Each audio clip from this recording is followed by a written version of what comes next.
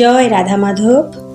ভক্তিমুখী এই নতুন চ্যানেলে আমার সকল কৃষ্ণ ভক্তদেরকে অনেক অনেক স্বাগত এবং সকল ভক্তবৃন্দের চরণে কোটি কোটি প্রণাম জানাই। আন্তর্জাতিক সকল ভক্তের হৃদয়ে কৃষ্ণ প্রেম ভক্তি জাগানোই এটাই আমার প্রচেষ্টা। তাই সকল দর্শক ভক্তবৃন্দ আপনারা সবাই এই প্রচেষ্টায় যোগদান করুন এবং এই পবিত্র ভূমিতে পবিত্র দামোদর মাসে ভগবত চর্চা করব সবাই মিলে, সবাই একত্রিত হয়ে নাম গুণগান করব ভগবানের।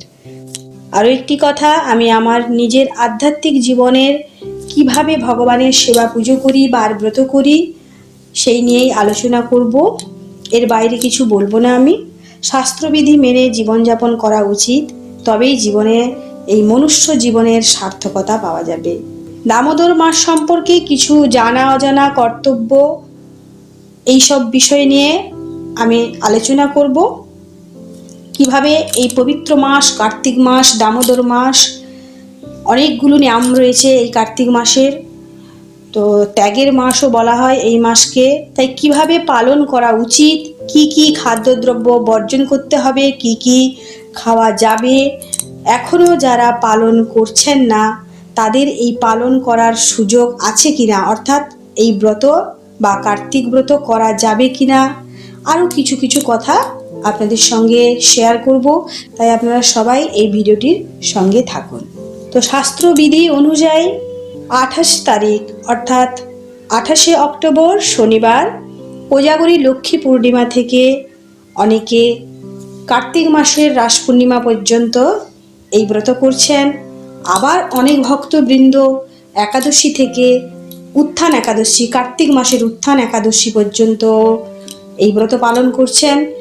তো যে যেভাবেই পালন করছেন না কেন, কার্তিক ব্রত করুন। সেটা কার্তিক মাসের প্রথম থেকে শেষ পর্যন্ত হোক, কিংবা একাদশী থেকে একাদশী হোক, পূর্ণিমা থেকে পূর্ণিমা হোক, আপনারা দামোদর ব্রত পালন করুন নিয়ম নিষ্ঠা এবং শাস্ত্রবিধি সব কিছু মেনে। দামোদর মাস যখনই শুরু করবেন তখন ভগবানের কাছে অবশ্যই সংকল্প হবেন। সংকল্প করেই ভগবানের এই পবিত্র মাসটি আপনারা শ্রদ্ধা সহকারে পালন করুন। একাদশী থেকে একাদশী পর্যন্ত অর্থাৎ আশ্বিন মাসের শুক্লপক্ষের একাদশী পাশাঙ্কুশা একাদশী থেকে যে সকল ভক্তবৃন্দ এই ব্রত শুরু করছেন ওনারা সমাপ্ত করবেন কার্তিক মাসের শুক্লপক্ষের একাদশী অর্থাৎ উত্থান একাদশীতে সমাপ্ত করবেন। আবার ওই উত্থান একাদশী থেকে ভীষ্ম পঞ্চক ব্রত শুরু হচ্ছে 5 দিন ব্যাপী। আর পূর্ণিমা থেকে পূর্ণিমা, যেটা কোজাগরী লক্ষ্মী পূর্ণিমা থেকে কার্তিক মাসের রাস পূর্ণিমা পর্যন্ত যারা ব্রত করছেন তারাও ঠিক একইভাবে ব্রত উদযাপন করবেন। পুরো মাস যদি আপনারা পালন না করতে পারেন, অন্তত 3টা দিন অবশ্যই পালন করবেন। 3 দিন পালন করলেও অনেক অনেক অনেক পুণ্যফল অর্জন করবেন। তো যারা ভক্তিপথে এখনো আসেননি বা আসবেন বলছেন কিন্তু বিভিন্ন পরিস্থিতির মাধ্যমে আপনারা আসতে পারছেন না, তো তারা এই কার্তিক মাস থেকে শুরু করুন ভগবানের নাম গুণগান, ভক্তিপথে অগ্রসর হওয়ার সিঁড়ির ধাপের প্রথম ধাপ এগিয়ে যান এই কার্তিক ব্রত দামোদর মাস থেকে। এই পবিত্র মাসেই সবাই ভগবানের নাম গুণগান করা শুরু করুন। ভগবান এই কার্তিক মাসকেই বা কেন এত প্রিয় মাস বললেন, বা প্রিয় মাস কেন ওনার কাছে? বছরের 12টি মাসের মধ্যে 3টি মাস ভগবানের ভীষণ প্রিয় মাস, কার্তিক মাস, বৈশাখ মাস, মাঘ মাস। এই 3টি মাসের মধ্যে সব থেকে সেরা মাস বা অতীব প্রিয়তম মাস হচ্ছে কার্তিক মাস।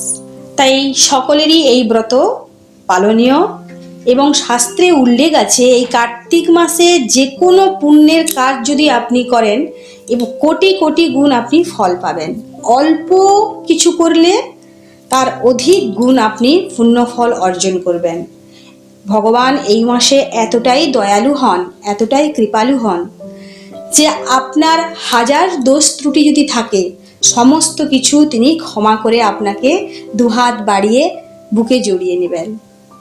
তাই আপনারা এই মাসটি অবশ্যই পালন করবেন, জপ করবেন, কৃষ্ণ প্রসাদ গ্রহণ করবেন, প্রত্যেক দিন ব্রহ্ম মুহূর্তে উঠে স্নান করবেন, ভগবানের আরতি করবেন।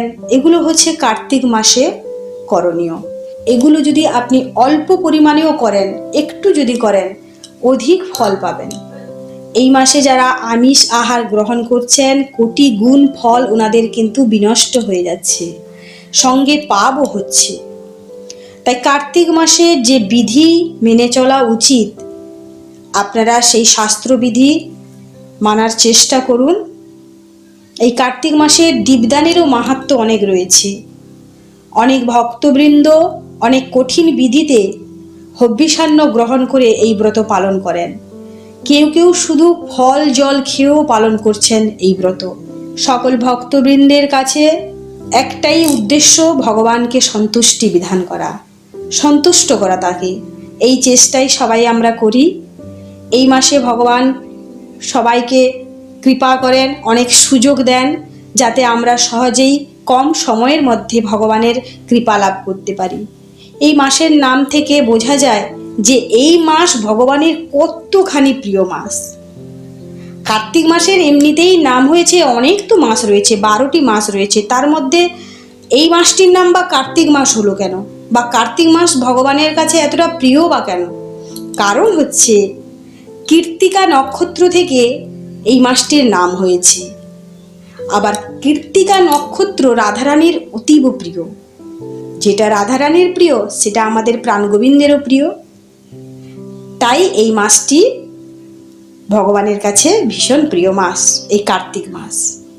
এই কার্তিক মাসে ভগবান অনেক লীলা করেছেন। এই কার্তিক মাসের নাম হয়েছে দামোদর মাস। ভগবান দামোদর লীলা করেছেন এই মাসে। শুধু দামোদর লীলা করেননি, অনেক লীলা রয়েছে। যেমন দামবন্ধ লীলা তো রয়েইছে, অন্নকূট লীলা রয়েছে, গোপাষ্টমী লীলা রয়েছে, গোবর্ধনু লীলা রয়েছে, তুলসী শালগ্রাম বিবাহ লীলা রয়েছে, শ্যামকুণ্ড রাধাকুণ্ড আবির্ভাব তিথি নিয়ে সেটা লীলা করেছেন ভগবান, দীপাবলি মহোৎসব রয়েছে, আরও অনেক অনেক রয়েছে লীলা। তো তার মধ্যে এতগুলি লীলা এই কার্তিক মাসেই রয়েছে।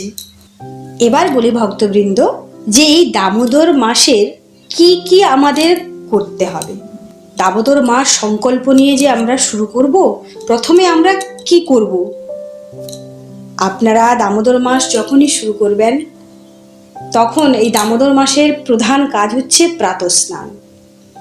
ব্রহ্ম মুহূর্তে উঠে স্নান করা, অর্থাৎ প্রাতঃস্নান করা সূর্য উদয়ের আগে।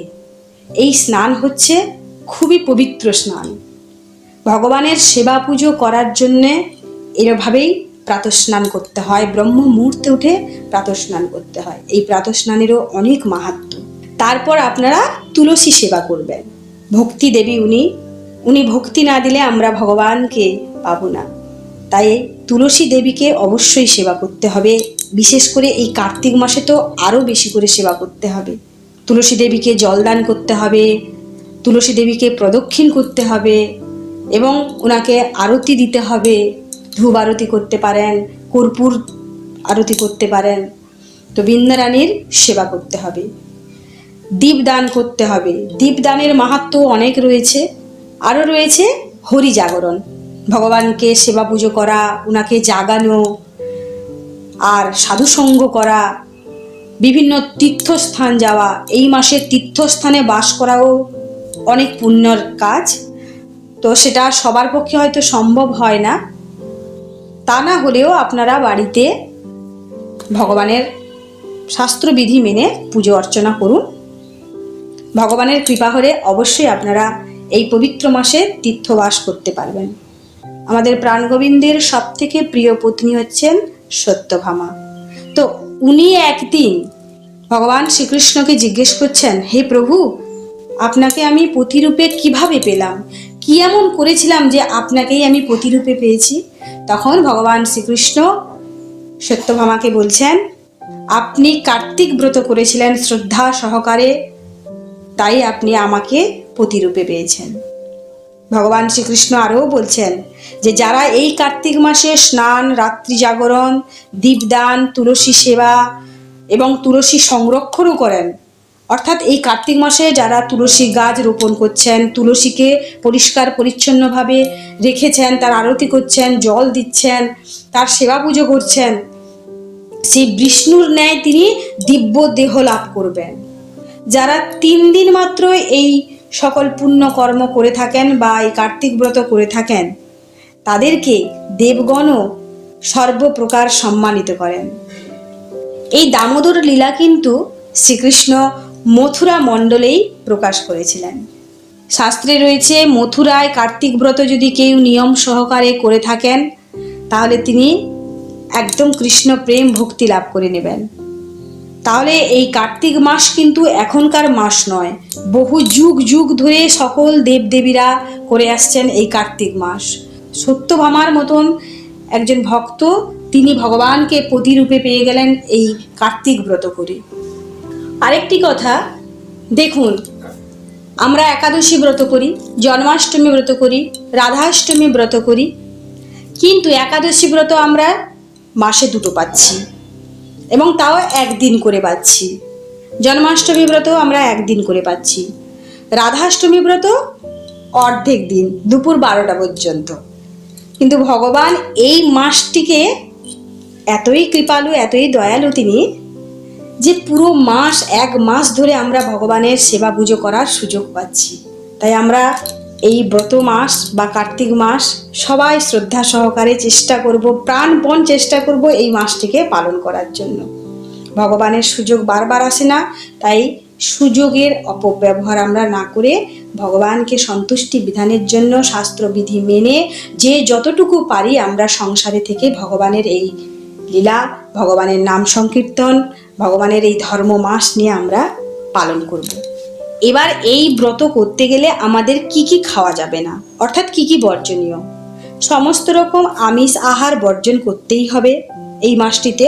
1 মাস ধরে মাসকলাই, বরবটি, শিম, কলমি শাক, লাল শাক, পুঁই শাক, পটল, বেগুন, সরষা তেল, 5 ফোড়ন, লাউ, এগুলো খাওয়া যাবে না। এই ব্রত সহজভাবেও পালন করা যায়, শুধুই নিরামিষ আহার করে আপাতত এই ব্রত পালন করুন। এই মাসটিতে আপনারা কোনো মতেই আমিষ আহার করবেন না। আর যে যে সবজিগুলো আমি বারণ করতে বললাম, এটা পুরো শাস্ত্রবিধি অনুযায়ী শাস্ত্রেই বারণ করা হয়েছে, তাই এগুলো আপনারা এই কার্তিক মাসে খাবেন না। অনেক ভক্তবৃন্দ হব্বিষান্ন গ্রহণ করছেন কঠিনভাবে, ওনাদের ক্ষেত্রে তো, যারা হব্বিষান্ন গ্রহণ করছেন তাদের ক্ষেত্রে মুগ ডাল, তিল, কোনো রকম তেল, শাক, জিরা, তেঁতুল, এগুলো কোনো কিছুই খাওয়া যাবে না। যা রান্না হবে 1 বার রান্না হবে, সারাদিনে 1 বার মাত্র ওনারা প্রসাদ পেতে পারেন, তাও সেটা আবার আতপ চাল, ঘি, সন্ধক, লবণ, দুধ, দই, পনির, কাঁচা পেঁপে, আলু, চীনাবাদাম, এগুলোই খেতে হন যারা হব্বিষান্ন করছেন। আপনারা যারা হব্বিষান্ন নাও করছেন, ওনারা শুধু কার্তিক ব্রত পালন করছেন বা নিরামিষ আহার করছেন, ওনারাও এভাবে যদি করতে পারেন তাহলে তো উত্তম। যদি এত কষ্ট বা এতটা হয়তো আপনাদের পক্ষে সম্ভব নয়, তাহলে আপনারা শুধুই নিরামিষ আহার করুন, ভগবানকে দীপদান করুন, ভগবানের বেশি বেশি করে জপ করবেন, নাম গুণগান করবেন, ভক্ত সঙ্গ করবেন। এইগুলোই করলেই এই কার্তিক মাস আপনাদের খুব সুন্দরভাবে পালন করা হবে। এই ব্রত মাসে আপনারা গীতার 12 অধ্যায় পড়বেন, 12 অধ্যায়ের ভক্তিযোগটা পড়বেন, ভাগবতমের 9ম অধ্যায় দামবন্ধ লীলা রয়েছে, সেটাও পাঠ করতে পারেন, দামোদর অষ্টকম রয়েছে, সেটা পাঠ করবেন। যখন ভগবানকে আরতি নিবেদন করবেন, ঘিত প্রদীপ দিয়ে বা তিল তেল দিয়ে, অবশ্যই একটু কর্পূর দিবেন ওই প্রদীপে, দিয়ে ভগবানকে যখন আপনি আরতি করবেন, তখন দামোদর অষ্টকম পাঠ করতে করতে ভগবানের আরতি করবেন। এই কার্তিক মাসে দামোদর অষ্টকম গুণগান অতীব মাহাত্ম্যপূর্ণ, তাই দামোদর অষ্টকম আপনারা পড়বেন। বিভিন্ন ইউটিউবের মাধ্যমে খুব সুন্দরভাবে ভক্তবৃন্দরা দামোদর অষ্টকম পাঠ করছেন, সেখান থেকে আপনারা শুনতে পারেন। শ্রবণেও অনেক মাহাত্ম্য রয়েছে, শ্রবণ করতে পারেন। যদি সেভাবে হয় তাহলে অবশ্যই আপনাদের সকলের কাছে বেশিরভাগ নামহট্টের বই থাকে, ওই নামহট্টের বইতেও দামোদর অষ্টকম রয়েছে, সেখান থেকেও আপনারা পড়ে নিতে পারেন বা নোট করে নিতে পারেন। পুরো শ্লোক যদিও আপনারা বলতে না পারছেন, আপাতত একটি শ্লোক মুখস্থ করে নেবেন, ওইটি আরতির সময় বলবেন। ভগবানের সেবা নিজের মতন করে করতে হয়, এত সামগ্রীর প্রয়োজন হয় না। ভগবান তো ভাবগ্রাহী জনার্দন, আপনার কোনো কিছুই নেবেন না, শুধু নেবেন ভাব। আপনি কিভাবে তার সেবা করছেন সেটাই ভগবানের কাছে সব থেকে প্রাপ্ত। তো ভগবান আর কিছুই চান না, তাই ভক্তি ভরে ভগবানকে একটু জল তুলসী দিয়ে আপনি এই দামোদর মাসে আরতি নিবেদন করবেন, দীপদান করবেন। দীপদানের ভীষণই মাহাত্ম্য। তাই আর বেশি কিছু বলবো না, আজকে এই পর্যন্ত। দেখা হচ্ছে আপনাদের সঙ্গে আবার কোনো নতুন পর্বে। আপনারা সকল ভক্তবৃন্দ ভালো থাকবেন, সুস্থ থাকবেন, সবাইকে ভালো রাখবেন। রাধে রাধে। জয় রাধা মাধব কি জয়।